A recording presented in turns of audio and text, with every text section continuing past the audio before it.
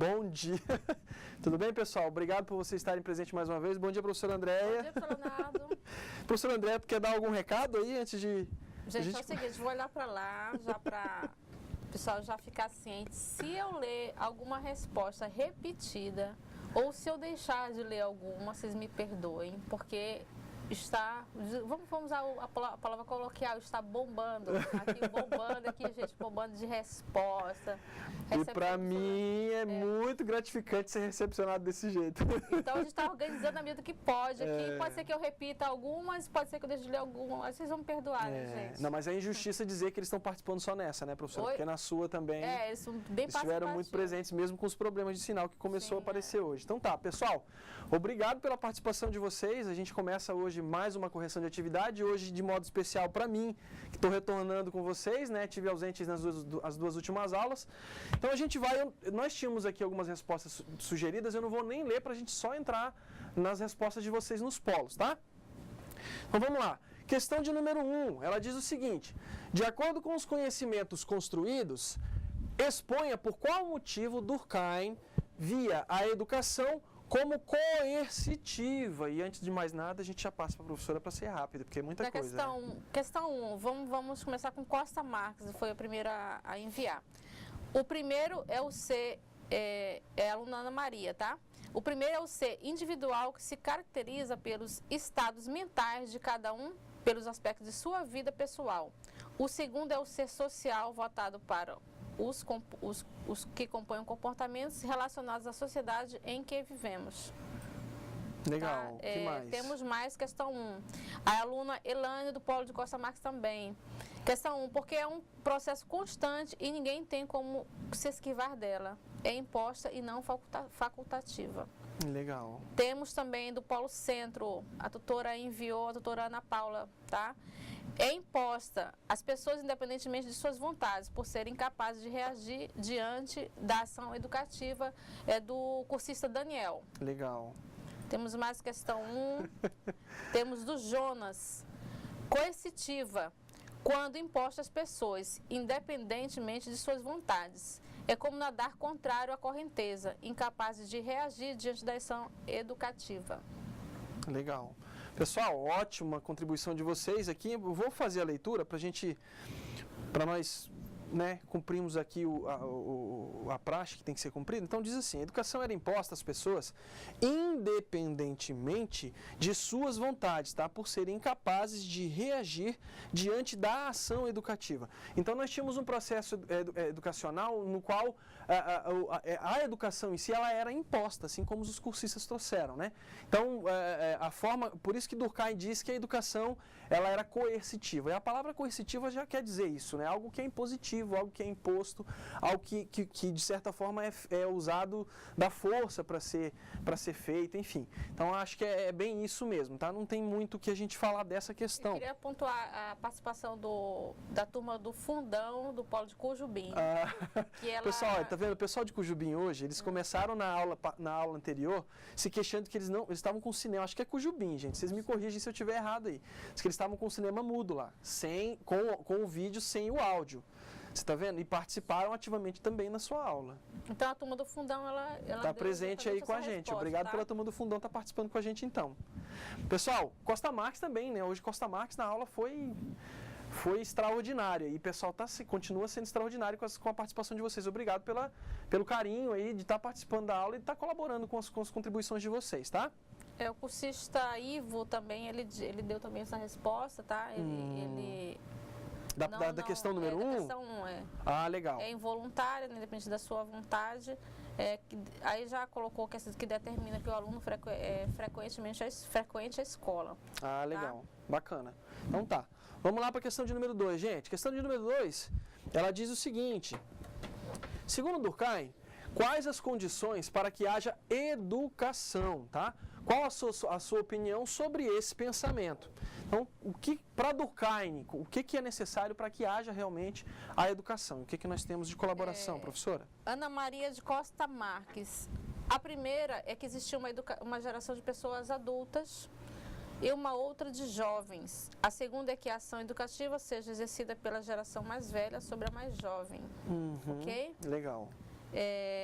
Espigão do Oeste aponta duas condições: que existe uma geração de pessoas adultas, como foi colocado, e uma outra de jovens, e a segunda, que a ação educativa seja exercida por uma geração mais velha sobre a jovem.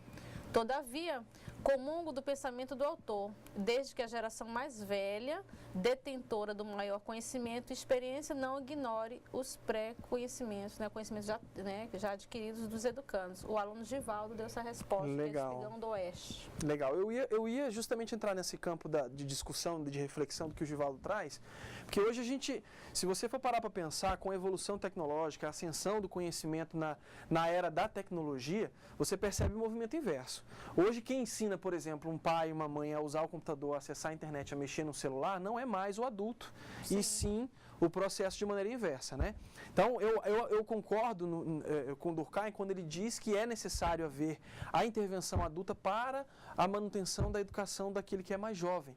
Contudo, todavia, na minha opinião, e eu concordo com o Givaldo quando ele traz esse elemento, é de considerar o conhecimento pré-existente a partir do ser que vai ser o agente, né, vai ser o alvo desse conhecimento, dessa troca de informação, do ato de educar. Então, eu acho que hoje o jovem, o adolescente, ele tem muito a contribuir, tá? Se ele for conduzido de maneira correta, eu acho que ele tem muito a contribuir, e esse processo, ele ser algo colaborativo, né, e não mais algo unilateral. Então, ele tende a ser algo colaborativo naquilo que é de domínio de quem é mais adulto, naquilo e quem é mais jovem acaba dominando. Exatamente. Mais. Então, acho que é bacana a gente refletir nesse formato, tá? A aluna Shirley, do Polo Centro, também, ela colocou a mesma questão, ela fez deu a mesma resposta, né? Então a gente tem que, eu estou pontuando as pessoas que deram as mesmas respostas, tá? Pra gente... Legal, sem problema. Então vamos lá, gente. Aí, professora, você pode ficar à vontade para interferir e trazer algum posicionamento, alguma colaboração dos cursistas, tá?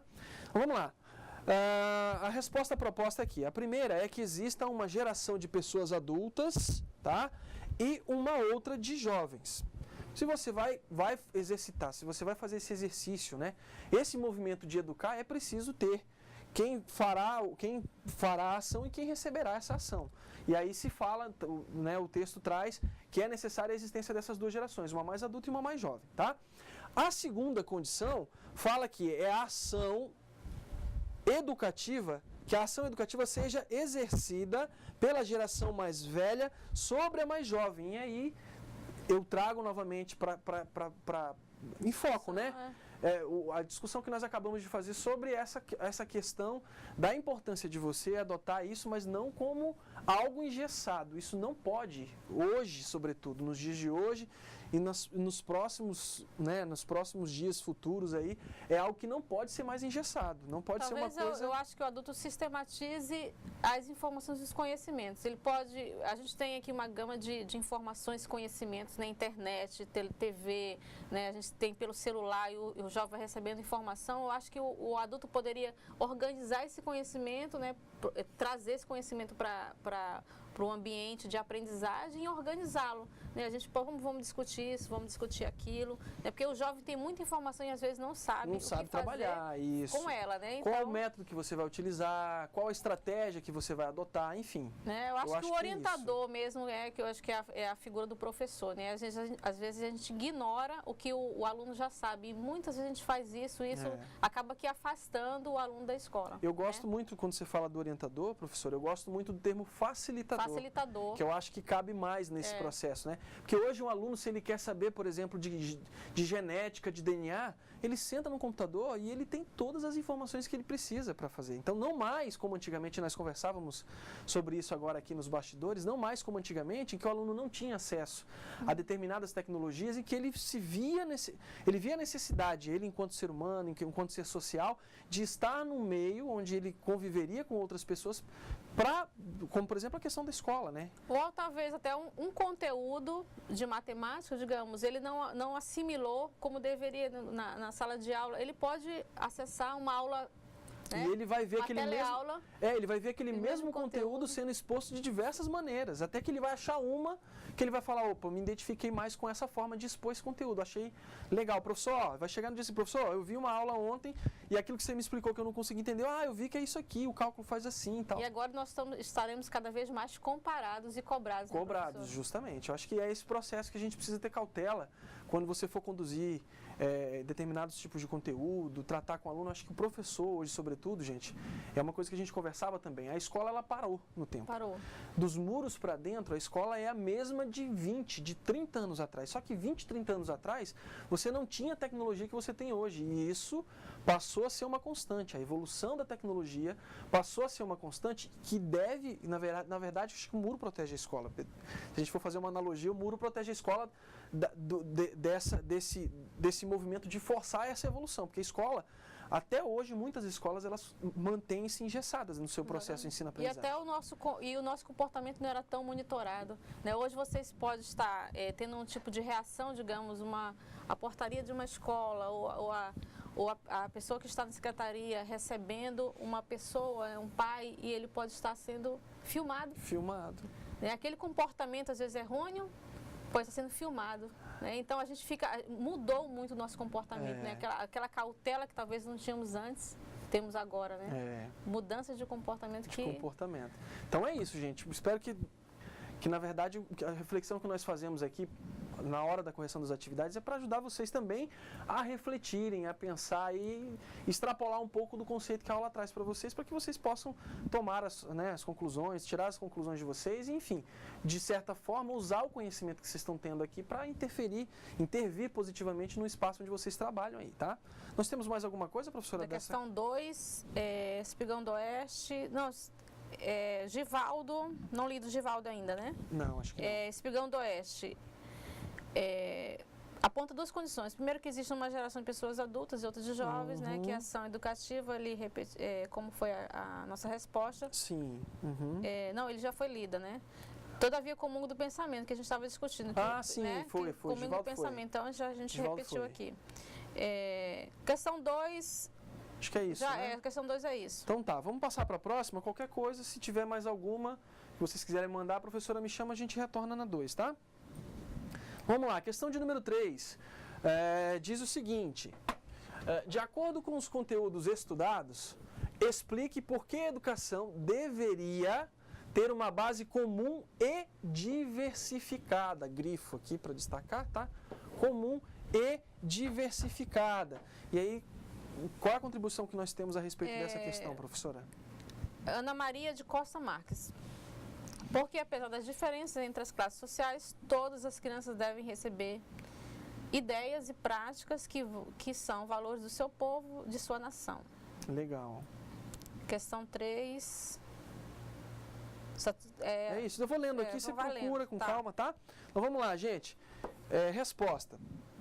Todas as crianças devem receber ideias e práticas que são valores do seu povo, da sua nação, pois contém os conhecimentos que deveriam ser compartilhados por todos. Porém, num dado momento da vida, a educação deveria ser diferenciada porque os jovens devem ser preparados para assumir os seus papéis na sociedade segundo a classe social a qual pertencem. Na verdade, gente, eu acho que a definição ela cabe bem para nesse sentido de responder a pergunta, de responder o anseio que a pergunta traz. Só que hoje nós vemos um paradoxo dentro das escolas, né? Porque de um tempo para cá, a escola passa a ser um espaço não só de educação, de valoração, né, de ética, de moral do ser social, que começa a participar nesse espaço, mas também ela passa a ser um instrumento de preparação desse ser social para o campo profissional. Sim. Então você vê que, por exemplo, quando fala de comum e diversificada, né? E aqui no final o texto, eu vou reler esse pedacinho final, porque os jovens devem ser preparados para assumir os seus papéis na sociedade segundo a classe social a qual pertencem. Eu acredito que isso está sofrendo uma mutação, isso. Na minha concepção, nós estamos num momento que eu diria até que é uma fronteira, né, desse conceito para uma coisa mais ampla que isso. Com certeza. Que hoje, na verdade, para você dizer que você é preparado para assumir um papel de acordo com a sua classe social já não voga mais. Porque nós temos, por exemplo, um Joaquim Barbosa, que foi o ex-ministro de Justiça, que era pobre, que batalhou e hoje ele está numa classe social sabe, totalmente diferente da qual ele nasceu. Eu acho que preparar o indivíduo para a sociedade. Se você vai se inserir na sua classe social de acordo com o que você vai desenvolver ao longo do seu... da sua vida, né? Da sua vida, né? Então, acho que a educação, ela vai muito além, né, de te incluir, de te limitar dentro de uma classe social a qual você nasceu, né? Não é que você nasceu num berço, né, de uma mais humilde, é que você vai permanecer lá. Então, acho que é esse movimento que nós precisamos fazer também. Lógico, isso trazendo uma reflexão em cima do termo tal, né, no sentido não amplo do termo, né, o sentido restrito do termo classe social. A gente pode entender isso também de uma forma mais ampla. Mas, assim, o movimento que tem se feito hoje é realmente de se buscar a melhora. Não se engessar assim, né? Pois é, a educação, ela deixa de ser, somente não é no sentido de minorizar, tá, gente? Mas, assim, ela deixa de ser um instrumento que te prepara para conviver em sociedade, que te qualifica, que te permite saber ler, escrever, fazer cálculo, sabe? Essas coisas mais simples eu estou usando para exemplificar. Mas ela passa a ser um instrumento que vai te servir como um trampolim, inclusive na questão social de vida, né? Você deixa de ser uma pessoa simples como... Eu gosto do Joaquim Barbosa porque o exemplo dele para mim é fantástico. Você deixa de ser uma pessoa simples como Joaquim Barbosa era, a partir do seu esforço, da sua luta, da sua batalha, da sua vontade de vencer na vida para ser algo maior e de uma relevância como ele foi para o Brasil há muito pouco tempo atrás. Então, acho que o principal de tudo isso é você querer ser mais para um bem maior. Acho que é esse o processo, o movimento que a gente faz. Tá? Eu queria pontuar aqui a participação da Leidiane, da Nova Mamoré, que é a aluna Jaqueline, na questão 3, ela disse o seguinte: significa que, apesar das diferenças de classes sociais, todas as crianças devem receber ideias e práticas que são valores do seu povo, né? Eu acredito que ela foi mais além, acho que e é outra, eu acho que essa parte nós discutimos tanto a parte final, esquecemos essa, né? Não é porque você é de uma classe social economicamente falando mais confortável, de uma classe social mais baixa, que você vai ter distinção no conhecimento que te é oferecido, né? Eu acho que o conhecimento ele é único, independente se você é uma pessoa mais humilde, mais pobre, com poucas condições, ou uma pessoa de muita condição, né? Na verdade, ele deveria ser uniforme. Acho que é esse o movimento. Destacando que a Patrícia Lima, ela disse o seguinte, de Cujubim, do Polo de Cujubim, ela disse que net caiu o tempo todo, por isso não enviei mais respostas de Cujubim. Então, o pessoal quer participar mais. Obrigada, gente. Valeu, gente. Obrigadão, tá? Vamos passar para a quarta questão, então? Vamos lá. Questão de número 4. Segundo Durkheim, os homens devem ser preparados para refletir, para pensar, para serem os dirigentes do país, tá? Seja nas empresas, seja no governo. Enquanto outros devem ser educados para a ação, para a execução do trabalho manual e para a obediência.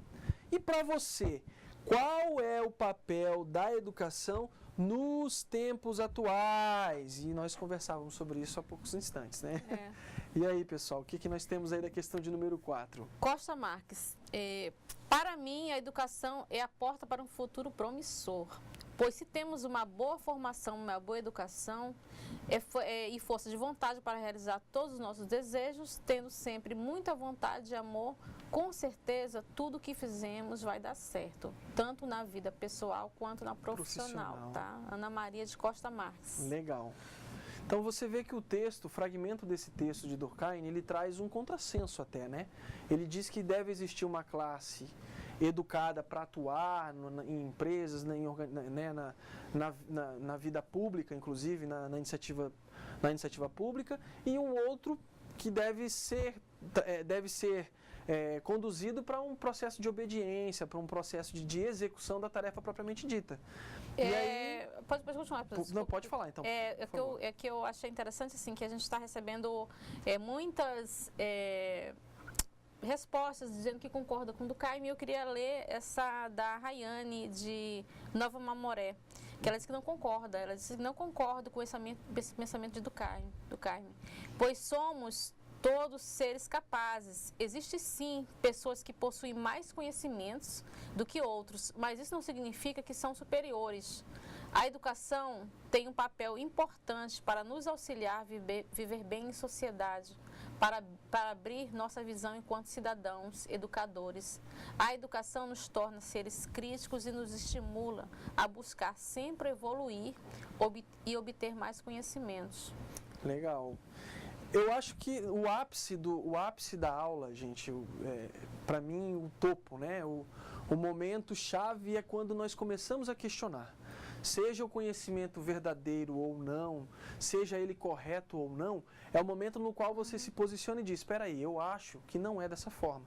Então, Sim. nós hoje estamos chegando novamente no ponto alfa aí da aula de hoje. Então, eu não vou, na verdade, eu não quero fazer um movimento de fazer com que vocês achem que é certo ou achem que é errado. O processo de conclusão, o exercício de conclusão, de reflexão e conclusão é de vocês. E ela se posicionou. Eu acho interessante quando... É o mais natural nós concordarmos com o autor, né? É muito mais simples né? Mais simples nós concordarmos com aquela pessoa o filósofo, o escritor, né, que escreveu livros, a gente concordar. E quando a pessoa discorda, eu acho interessante porque... Peraí, não é obrigado a ser assim, eu penso diferente. Isso aí, quando a gente traz isso para informação aqui para nossa aula, fica mais interessante ainda. Fica mais interessante. Então, assim, gente, eu acho que nós temos que ter, para mim, um ponto primordial. Em que época Durkheim escrevia, qual era o contexto, qual era a lógica, qual era o método no qual era conduzido as coisas naquele momento, né?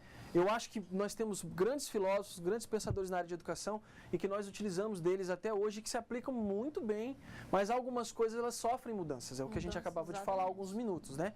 E é com essas mudanças que nós temos que nos preocupar enquanto agentes da área de educação, que vocês estão nas escolas e é papel de vocês aí, é a obrigação de vocês, né? É a responsabilidade de vocês de transformar. De conduzir, de orientar, de colaborar para o crescimento intelectual das várias crianças que nós temos nas escolas do Estado hoje. Então, assim, é para vocês refletirem, é para vocês pensarem e com o conteúdo da aula levar de forma coerente o que vocês aprenderam, o que vocês entenderam no conteúdo para o trabalho, para o espaço de trabalho de vocês. Tá, gente? Temos contribuição do centro do Grupo dos Fundos. Manda lá, então, por favor. Cada um tem possibilidade de evoluir e aprimorar seus conhecimentos. Não somos predeterminados a grandes cargos ou trabalhos manuais. A educação dos tempos atuais deve oportunizar a todos a possibilidade de crescimento. Legal.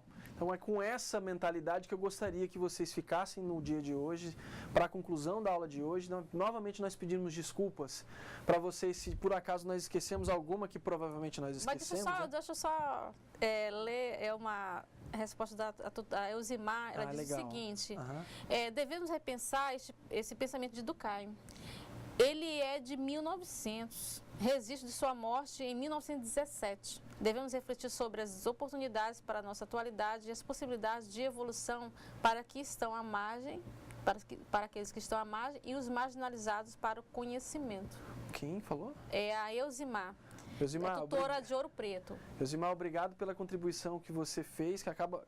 Na verdade, eu ia fazer uma fala, ela acabou trazendo a fala de conclusão da aula de hoje para mim. Então, por favor, repensem o conhecimento que vocês estão tendo e apliquem ele da melhor maneira possível nos espaços de trabalho, nas escolas onde vocês trabalham, de modo a contribuir para a evolução da garotada que está dia após dia sob responsabilidade de vocês. Gente, muito obrigado, professor André, obrigado obrigado, professor Leonardo, obrigado, gente, pela participação, assim, realmente agradece muito nossa aula, a gente fica bem animado quando... Pelo retorno caloroso aí. Caloroso. Gente, muito obrigado pela receptividade, pela participação de vocês e até a próxima aula.